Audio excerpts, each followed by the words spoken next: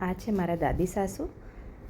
તો આજે મેં એમના માટે ખાસ બનાવેલો અને બનીએ જલ્દી ગયો અને એમને ભાવ્યો પણ બહુ જ. તો હવે મને કે રોજ તમે આ રીતે જ બનાવજો, મને તો બહુ જ ભાવ્યો છે. તો આજે બા મને હું રસોડામાં જતી હતી તો મને કે આજે શું બનાવવાના છો? મેં કીધું કેમ બા, તમારે શું ખાવું છે બોલો ને. તો કે ક્યારનો એ કે ઓલો સરગવો લાવ્યા છે એનું શું કરશું? મેં કીધું સારું ચલો તો એનું કંઈક તમને બનાવી આપું. તો આજે મેં બા માટે ખાસ સરગવાનો સૂપ બનાવેલો છે. જો અહીંયા આ રીતનો સરગવો મારી પાસે હતો અને આ મારી પાસે એમ કહેવાય ને 5-6 દિવસથી પડેલો હતો. પણ હું તમને કહું કે તમે આખો સરગવો રાખશો ને ફ્રીજમાં તો એ ઘણીવાર કડક થઈ જતો હોય. અને આ તાજો કેવી રીતે રહ્યો એ પણ હું તમને કહું. વચ્ચેથી કટ કરેલો છે જો, અને કટ કરીને અંદર મૂકશો ને તો એ બહુ ટાઈમ સુધી રહેશે ને, 10-12 દિવસ સુધી આવો તાજો જ તમને લાગશે ને ફ્રેશ રહેશે. તો આ સરગવો સાચવવા માટેનું એક છે. તો આ રીતના સરગવાને મેં 5 સિંગ સરગવાની લીધેલી હતી અને એકદમ જે ભરેલી સિંગ હોય ને એવો ભરેલો છે સરગવો, એવો લીધેલો છે. તો એ 5 સિંગને મેં આ રીતે નાની નાની કટ કરી દીધા અને એક ગાજર લીધેલું છે એને પણ છાલ ઉતારી અને કટ કરી દીધેલું છે. અને અહીંયા એક ટમેટું લીધેલું છે. તો એ બધી વસ્તુને મેં ધોઈ લીધેલું છે. હવે આપણે કુકરમાં ધોઈને તરત જ અંદર એડ કરી દેવાના છે. અને બનતા બિલકુલ વાર નહીં લાગે અને ટેસ્ટમાં તો એટલો બધો સરસ લાગશે ને. કારણ કે સરગવો આમ જોવાય ને તો બધા અત્યારે સરગવાની સિઝન છે અને બધા સૂપ ને શાક ને કંઈ ને કંઈ બનાવતા જ હોય છે. તો અહીંયા મેં એટલો સરસ સૂપ બનાવ્યો ને કે એનાથી તમને શું થશે, કોઈ બી વસ્તુ નાખ્યા વગર એકદમ ઘટ્ટ સૂપ બનશે અને ટેસ્ટમાં એકદમ બેસ્ટ. તો અહીંયા મેં 1 ગ્લાસ પાણી નાખ્યું અને થોડું મીઠું નાખી અને એને 3 વિસલ આવવા દઈએ આપણે. તો એને બાફવા માટે મેં રાખી દીધેલો છે. તો બાને તો એમ કહેવાય ને વારે વારે સૂપ બનાવડાવે જ, બાને બહુ જ ભાવે અને અમે લોકો બનાવતા જ હોઈએ. તો મને થયું કે આજે હું થોડું અલગ રીતે બનાવું અને બાને બહુ જ ભાવ્યો છે. તો અહીંયા 3 વિસલ થઈ ગયા છે. પછી કુકર ખોલી દઈએ તો એકદમ સરસ બફાઈ ગયો છે. તો મિક્સર જારની અંદર આપણે એને કાઢી લઈએ અને થોડો ઠંડો થાય ને પછી એને ક્રશ કરશું આપણે. તો આ રીતે મિક્સરમાં તમે પીસશો ને તો એકદમ સરસ ઘટ્ટ થઈ જશે આપણો સૂપ. અને એમ કહેવાય ને બહુ છોતરા ઓછા નીકળશે અને પલ્પ વધારે નીકળશે.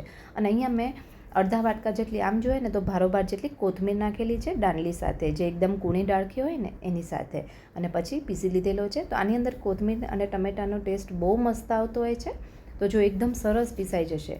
અને તમે શું કરશો, ઘણીવાર હું પણ એ પહેલાં એવું કરતી હતી, આ રીતે કર્યા કરતાં બાફી અને સીધો આમ ગાળી લેતી હતી પલ્પને, એટલે એકદમ પતલો સૂપ થતો હતો. પણ આ રીતે જ્યારથી કરું છું ને તો સૂપ એકદમ ઘટ્ટ થાય છે અને બહુ જ મસ્ત લાગે છે. એટલે હવે હું આ રીતે જ કરું છું. એટલે મને થયું કે હું જે રીતે બનાવું ને એ રીત તમારી સાથે શેર કરું. કારણ કે ઘણા લોકો અત્યારે બનાવતા જ હશે અને બનાવવામાં એકદમ ઇઝી જ છે. તો આ રીતની એકદમ મારી પાસે કહેવાય ને કે સૂપ ગાળવાની જ ગળણી છે, એનાથી જ મેં આ રીતે ગાળી લીધેલો છે. તો ખાસ તમારે સૂપ ગાળવાની ગળણીથી ગાળજો, નહીં તો થોડા રૂછા તમને લાગશે એટલા માટે. તો આ રીતે થોડું થોડું કરી એકદમ સરસ ગાળી લીધેલો છે. અને લાસ્ટમાં થોડું પાણી અંદર એડ કરીએ અને એને પણ આપણે આ રીતે મિક્સર ધોઈ અને નાખી દઈએ. અને હા, હું તમને કહી દઉં, મિક્સરની અંદર મેં થોડું પાણી પણ એડ કર્યું હતું પીસવા ટાઈમે. તો આ રીતે થોડું પીસવા ટાઈમે પાણી એડ કરવાનું અને જાડું પતલું તમારે જે રીતે રાખવું હોય ને એ રીતે રાખવાનું. આમાં કોઈ જાતનું એવું માપ નથી કે પરફેક્ટ માપ હશે તો જ પ્રોપર બનશે, એવું કંઈ નથી. તો જો આવી કન્સિસ્ટન્સી થઈ. હવે આપણે એને થોડું વઘારીએ. અને વઘારવામાં શું છે, ખાલી હું ઘી જ મૂકું છું, કંઈ નહીં. અને ઘી વગર પણ તમે કરી શકો, પણ આ રીતે થોડું ઘી મૂકીને કરશો ને તો ટેસ્ટ વધારે સારો આવતો હોય છે, મને એવું લાગે છે. એટલે હું 1 ચમચી ઘી મૂકી આ રીતે પલ્પ અંદર નાખી દઈશ અને થોડું, એટલે કે 1 ગ્લાસ જેટલું પાણી અંદર એડ કરી દઈશ. તો જો આ રીતનો જાડો થશે. આ થોડું ઉકળશે એટલે થોડો હજી વધારે ઘટ થશે. એટલે જાડો પતલો તમે જે રીતે નાખવા માગતા હોય એ રીતે પાણી એડ કરવાનું રહેશે. અને અહીંયા મેં મરીનો ભૂકો એડ કરેલો છે આ રીતે. મારી પાસે આવું છે જ તે મરી પીસવાનું મશીન. તો આ રીતે હું સીધો જ ભૂકો અંદર એડ કરું છું, એટલે કે મરીનો પાવડર. તો એ તમારે ઓછો વધુ એડ કરવાનો તમારા ટેસ્ટ પ્રમાણે. અને આપણે બાફવામાં પણ થોડું મીઠું નાખ્યું હતું અને અત્યારે મેં થોડું ટેસ્ટ પ્રમાણે મીઠું એડ કરેલું છે. અને થોડી વાર માટે આને ઉકળવા દઈએ, કારણ કે બહુ ઉકળતા વાર નહીં લાગે. આને ઓલરેડી બફાયેલો જ છે, એટલે થોડું ઉકળે ને, જો આ રીતનું થાય ને, બબલ્સ થોડા થાય તો આ રીતે વચ્ચે વચ્ચે 2-3 વાર હલાવવાનું. એટલે જે આપણે મરીનો પાવડર નાખ્યો છે ને એ એકદમ સરસ ભળી જાય અને એનો તીખાશ થોડી પકડાય ત્યાં સુધી આપણે એને ઉકળવા દઈશું. તો 3-4 મિનિટમાં જ ઉકળી જશે. અને નાનો લીંબુ લીધેલું છે, નાના લીંબુનો અડધા લીંબુનો રસ એડ કરીશ. તો આ રીતે લીંબુ થોડું અંદર એડ કરજો, ટેસ્ટ સારો આવતો હોય છે.